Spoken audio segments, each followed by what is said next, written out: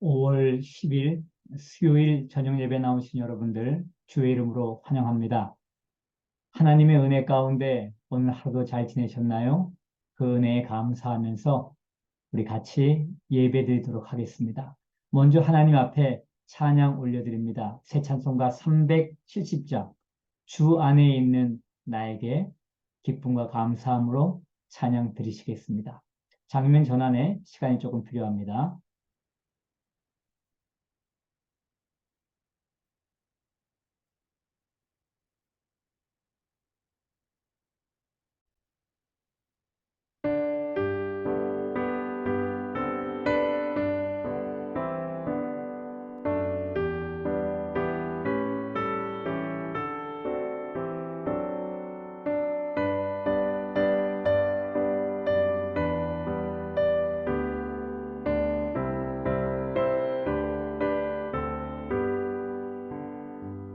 주 안에 있는 나에게 난 근심이 있으랴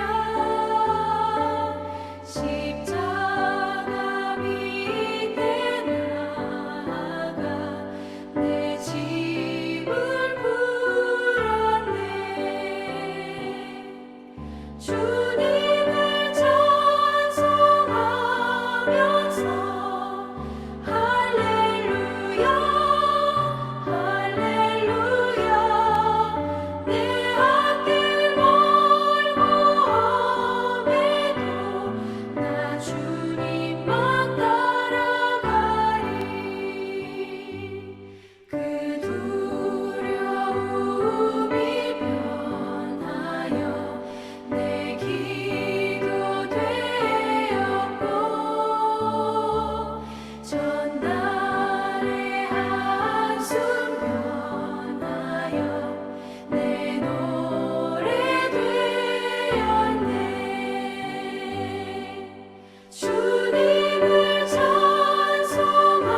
찬송하면서 할렐루야 할렐루야 내 앞길 멀고 험해도 나 주님만 따라가리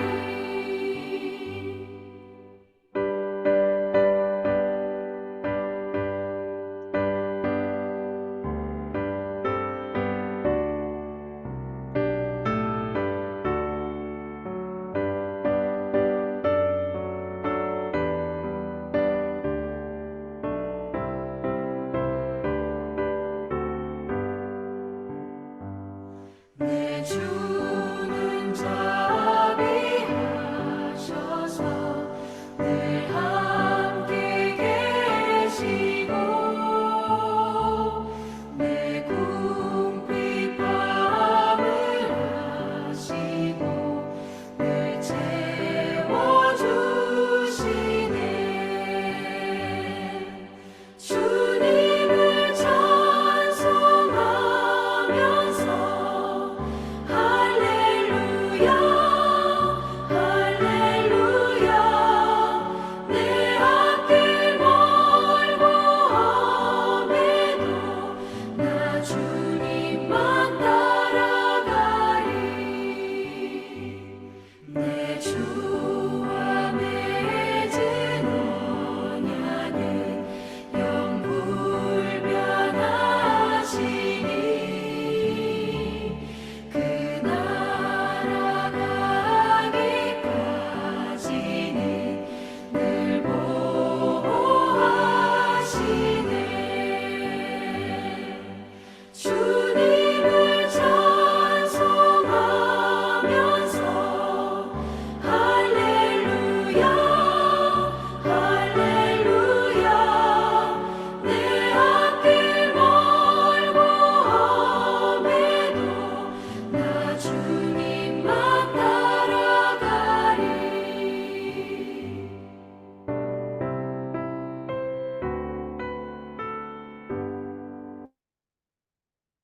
기도드리시겠습니다. 아버지 하나님, 5월 10일 수요일 하루를 우리들에게 선물로 허락하여 주시고 아침부터 이 시간까지 우리들의 삶의 모든 자리에서 함께해 주심을 인해 감사를 드립니다. 우리의 삶에서 일어나는 모든 일을 우리가 다 이해할 수 있는 것 아닙니다. 그러나 우리가 믿기는 모든 일이 하나님의 섭리 가운데 하나님께서 주관하심을 저희가 믿습니다. 비록 지금은 고통스럽고 지금은 이해할 수 없는 일이지만은 하나님의 합력하여 선을 이루시는 손길이 그 안에 있음을 믿고 그 하나님을 소망합니다. 우리의 예배 가운데 이 시간 함께하여 주신 하나님, 예배를 통해 영광을 받으시고 또 예배에 나오는 한 사람 한 사람마다 주님 안에 새로운 소망을 발견하게 도와주시옵소서. 그리고 새 힘을 얻게 도와주시옵소서. 오늘 말씀을 통하여 주의 교훈을 받기를 원합니다. 예수 그리스도의 이름으로 감사하며 기도드립니다.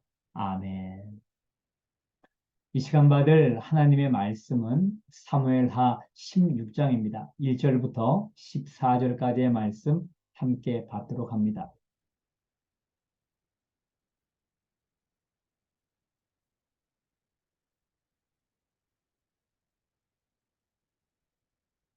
제16장.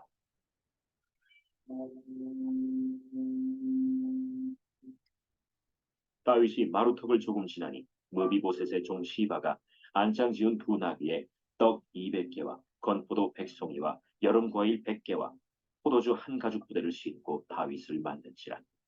왕이 시바에게 이르되, 내가 무슨 뜻으로 이것을 가져왔느냐?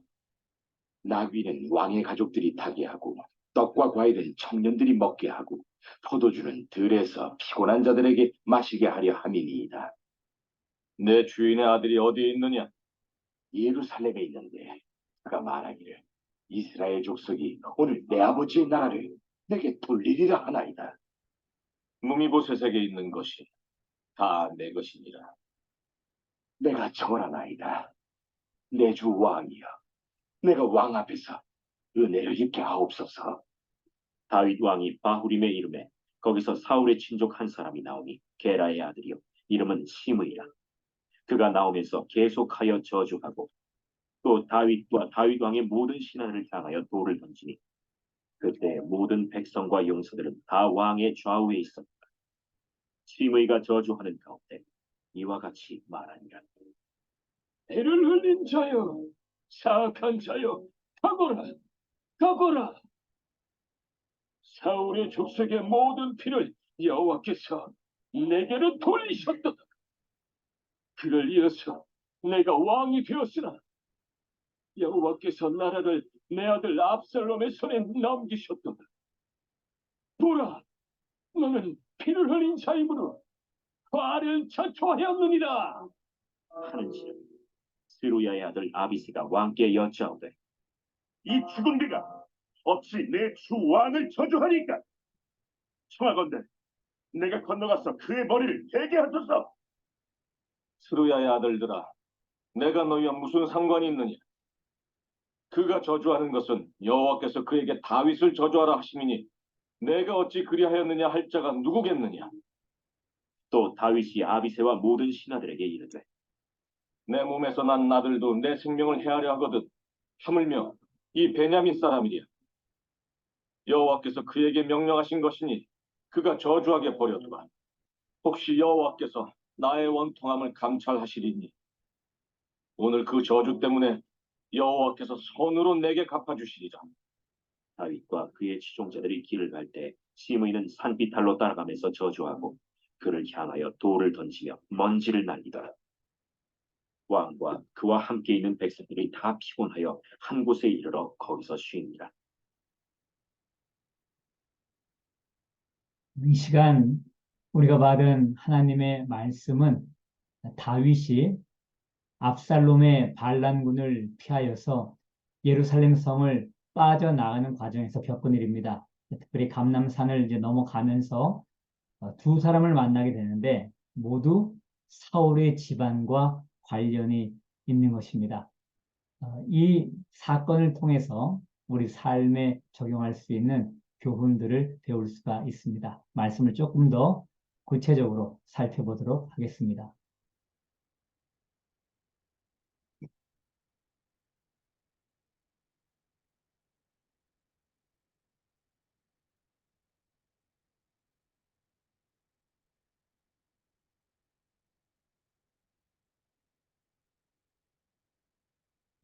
마루턱을 조금 지난 다음에 무비보셋의 종이 시바라는 사람이 있습니다. 이 시바는 사울의 집안의 종인데 그냥 평범한 종은 아닌 것 같아요. 청지의 역할을 감당했는지 자기가 거느린 종만 해도 숫자가 적지 않습니다. 아들도 많고요. 자, 이 사람이 이제 나오는 거예요. 근데 무비보셋의 종이니까 무비보셋은 요나단의 아들 아닙니까? 그 다윗이 일부러 그를 찾아내서 그의 지위를 올려준 거예요. 사울과 사울 집안의 모든 것을 다 무비보셋에게 속하게 한 겁니다. 그리고 이 시바로 하여금 그 아들들과 종들로 하여금 다 무비보셋을 섬기도록 했던 것입니다. 근데 그 사람이 이제 나오니까는 무비보셋이 보냈나? 근데 왜 무비보셋은 안 보이지? 뭐 그런 생각할 수 있는데 보니까는 두 나귀에 떡 200개, 건포도 100송이, 여름과일 100개, 포도주 한 가죽 부대 이렇게 싣고서 다윗을 온 거예요. 지금 다윗은 허겁지겁 도망가는 중 아니겠습니까? 근데 많은 음식을 갖고 이제 온 거예요. 그랬더니 다윗이 이제 묻습니다. 무슨 뜻으로 이것을 갖고 왔나? 라고 했더니 시바가 얘기를 하는 거예요. 나귀는 왕의 가족들이 타고 떡과 과일은 청년들이 먹고 포도주는 들에서 피곤한 자에게 마시게 함이니이다 라고 했더니 이제 궁금함을 묻습니다. 내 주인의 아들은 어디 있느냐? 자기가 왕자처럼 대우해서 자기의 식탁에서 먹게 했던 요나단의 아들 아닙니까? 근데 그 아들은 보이지 않고 지금 종만 음식을 갖고 왔으니 당연히 궁금하겠죠? 그런데 시바가 엉뚱한 얘기를 하는 거예요. 그건 뭔가 하면은 이스라엘 족속이 오늘 내 아버지의 나라를 내게 돌리리라. 이렇게 얘기를 했다는 거예요. 이스라엘 족속이 오늘 내 아버지의 나라를 내게 돌리리라. 내 아버지의 나라는 내 아버지는 바로 요나단이고요. 이 요나단이 원래는 정상적으로 됐다면은 사울을 이어 왕이 될 것 아니겠는가. 근데 이제 자기 아버지가 죽었잖아요. 그러니 사람들이 나를 세워 이제 왕을 삼겠다. 그런 얘기를 하는 거예요. 사실은 말도 되지 않는 거죠. 지금 반역은 압살롬이 일으켰는데 압살롬이 왕이 되면 자기가 왕이 되지 무슨 모비보셋을 왕으로 세우겠습니까? 그런데 지금 감정적으로 다윗은 안정된 상태가 아닙니다. 그래갖고서 이런 얘기를 하는 거예요. 무비보셋에게 있는 것이 다 내 것이니라 라고 하는 거예요.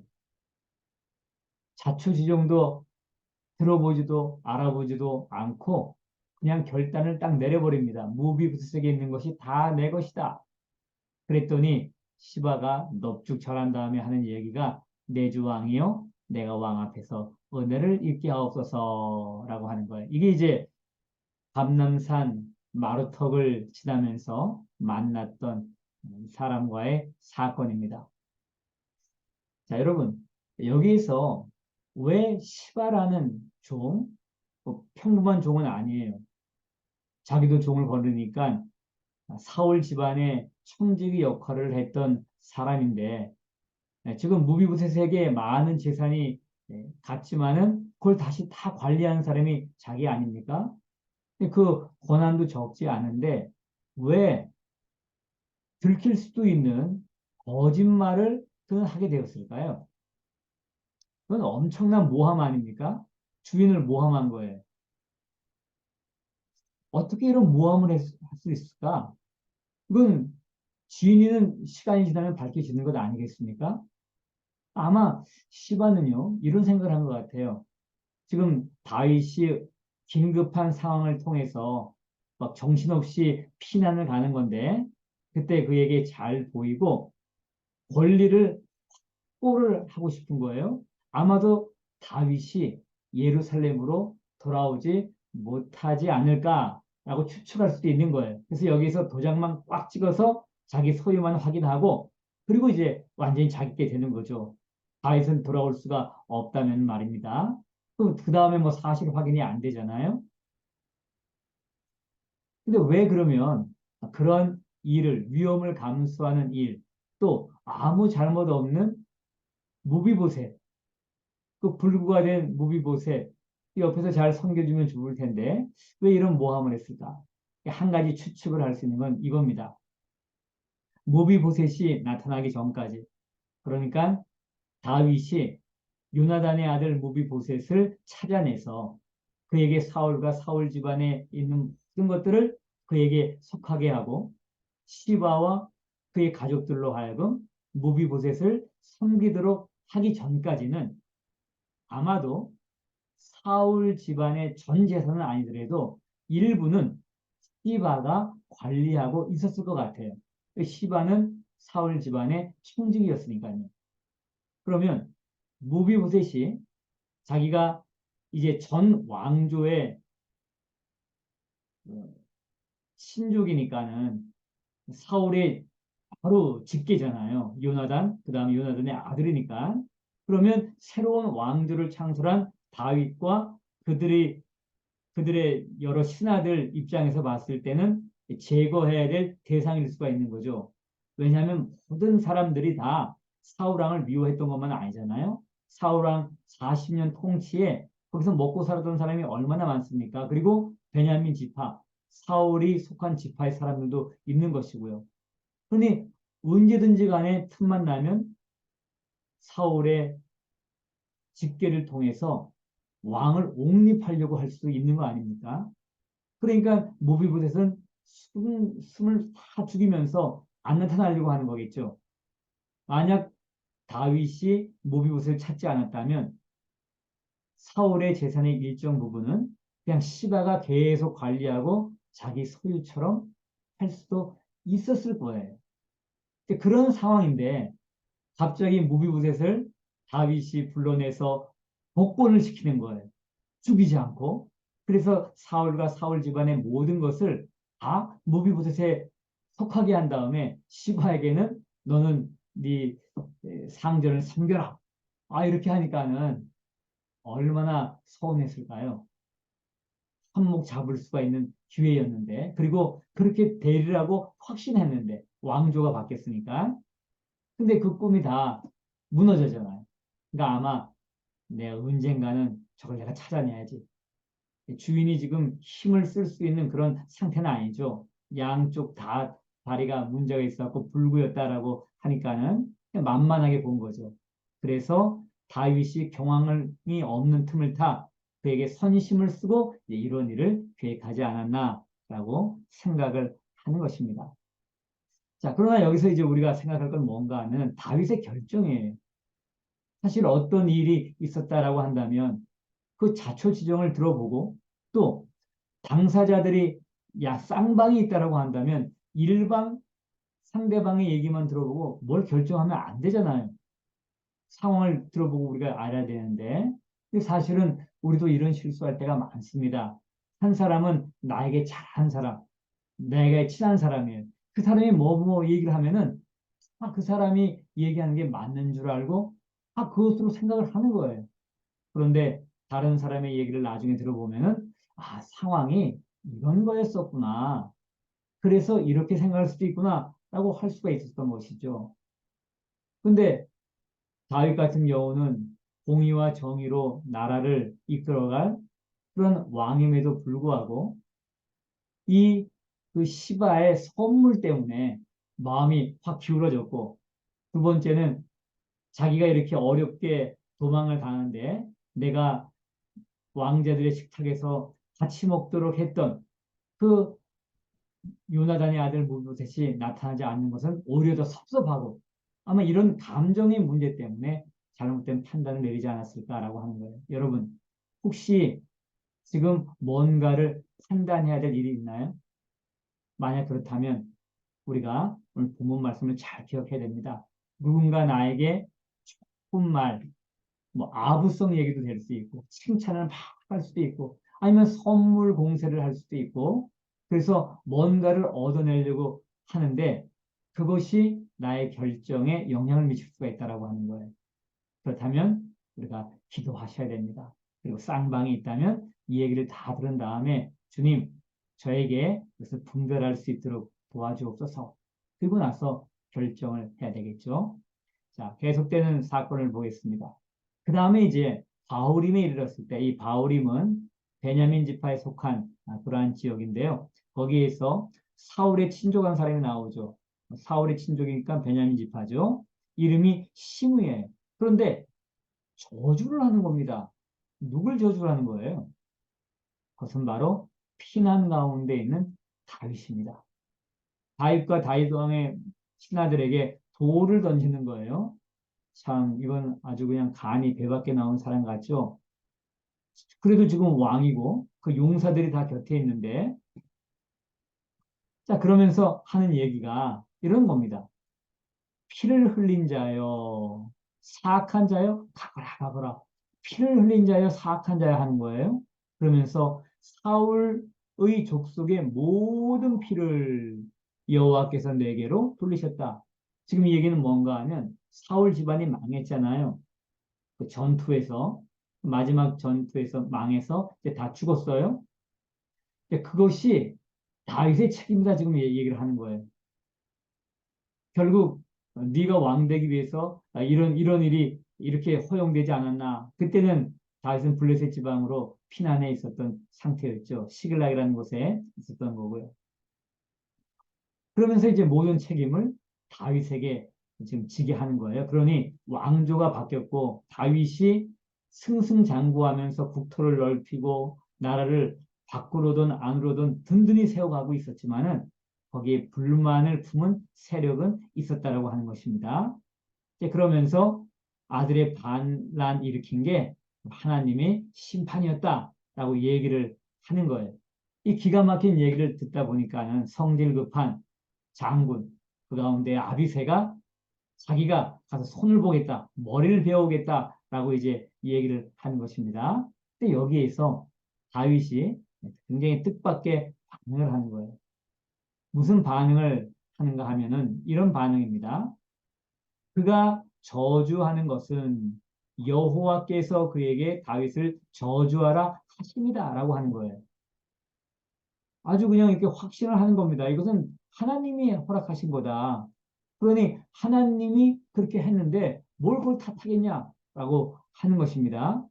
그러면서 하는 얘기가 내 몸에서 난 아들도 내 생명을 헤아려고 하는데 하물며 이 베냐민 사람이랴 하면서 여호와께서 그에게 명령하시는 것이니 그가 저주하게 버려두라 라고 하는 것입니다. 그러면서 뒤에 이런 말 남기는데 우리에게 좀 도전을 주죠. 혹시 여호와께서 나의 원통함을 감찰하시리니 감찰하시는 하나님이시죠. 오늘 그 저주 때문에 여호와께서 선으로 내게 갚아주시리라. 선으로 갚아주시리라. 이 예언과도 같은 말인데 사실 이 말은 그대로 이루어지는 것입니다.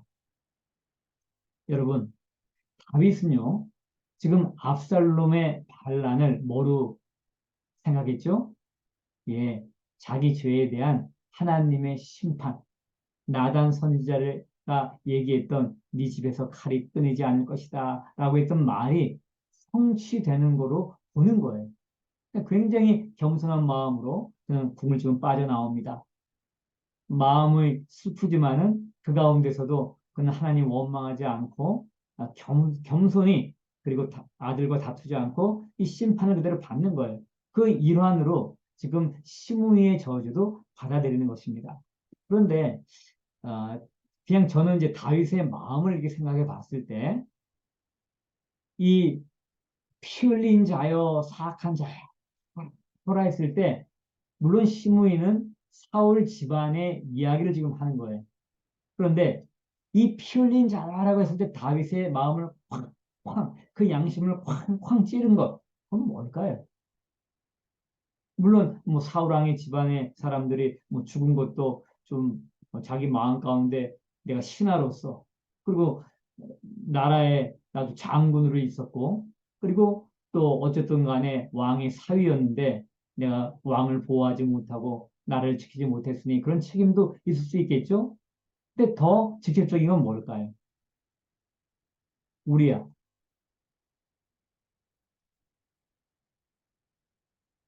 자기에게 충직했던 장군을 그냥 가장 위험한 장소에 죽으라고 지금 내몰았던 거죠. 유압을 통해서 죽게 만들었잖아요. 그럼 우리야만 죽었습니까? 플러스 몇 명? 우리야만 딱 죽은 게 아니라 그 앞에 치열한 싸움터에 나갔던 몇몇 사람들이 다 죽어버린 거였어요. 우리야만 죽은 게 아니라 병사들도 자기는 왜 우리가 이 제일 위험한 곳에 우리만 있지? 생각하지도 못하고 죽어버린 겁니다. 그게 피 흘린 자죠. 다윗은 이게 마음에 찔리지 않았을까라고 생각한 거예요. 내가 다윗이었다면 시므의 저주를 들으면서 뭘 생각했을까라고 하는 거예요. 그래서 그걸 그냥 하나님의 뜻으로 받아들이는 것입니다. 그래서 하나님이 그건 하겠다라고 얘기를 하는 것이죠. 그래서 이것을 자기는 받아들이게 된다라고 하는 거예요. 여러분, 여러분 혹시 우리 삶 가운데 이런 비슷한 일, 뭐 똑같은 일은 아니겠지만 누군가 나를 저주해, 누군가 나를 욕해요. 너무 힘들어요. 그랬을 때 오늘 다윗이 보였던 이 태도를 보면서 어떤 교훈을 받을 수가 있나요? 내가 도저히 못 참겠다. 나 잠도 못 이룬다. 그냥 막 전화 막 하고 아니면 만나서 따지고 고함치고 가서 뭐 뺨이라도 한 대 때리고 뭐 이렇게 반응할 수도 있겠죠.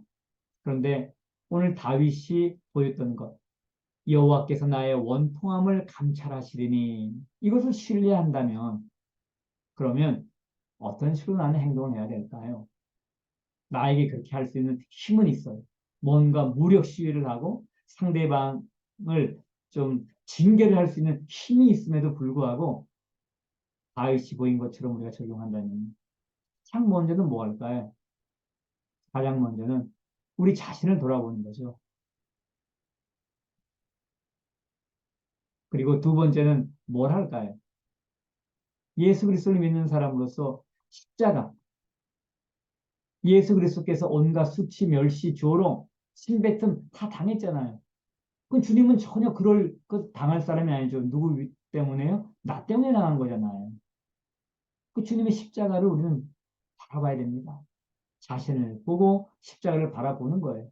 그리고 이 하나님의 선하신 손길, 거기에 내 삶을 맡기는 거죠. 내가 원수 갚는 거 아닙니다. 내가 변명하는 거 아니겠죠. 이럴 때 하나님께서 나의 원통함을 감찰하셔서 선으로 갚아 주신다. 라고 하는 것이 다윗의 믿음이고 우리의 믿음일 수 있다라고 하는 것입니다. 오늘 말씀 여기까지 전하겠습니다. 기도합니다. 아버지 하나님, 다윗이 위급한 상황에서 예루살렘 성을 빠져나와 감람산을 넘어가며 겪은 두 가지 사건을 통해서 우리가 교훈받습니다.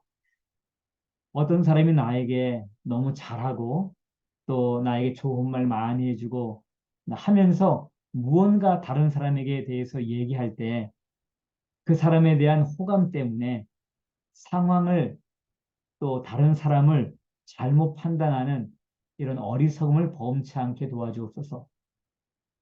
양 상대방, 쌍방의 얘기를 다 듣기 전까지는 그 일에 대한 판단은 보류하고 두 상대방의 얘기를 모두 들은 다음에 지혜롭게 판단할 수 있도록 저희를 도와주시기를 원합니다. 그리고 우리의 지혜, 우리의 판단을 의지하기보다는 성령님의 인도를 따라가게 하옵소서. 또 어떤 사람이 나에게 힘든 얘기, 아니 다윗에게 한 것처럼 저주도 하고 돌도 던지고 라고 할 때 다윗이 보인 반응을 저도 보이게 하옵소서. 어떤 이유가 있어서 그렇겠지.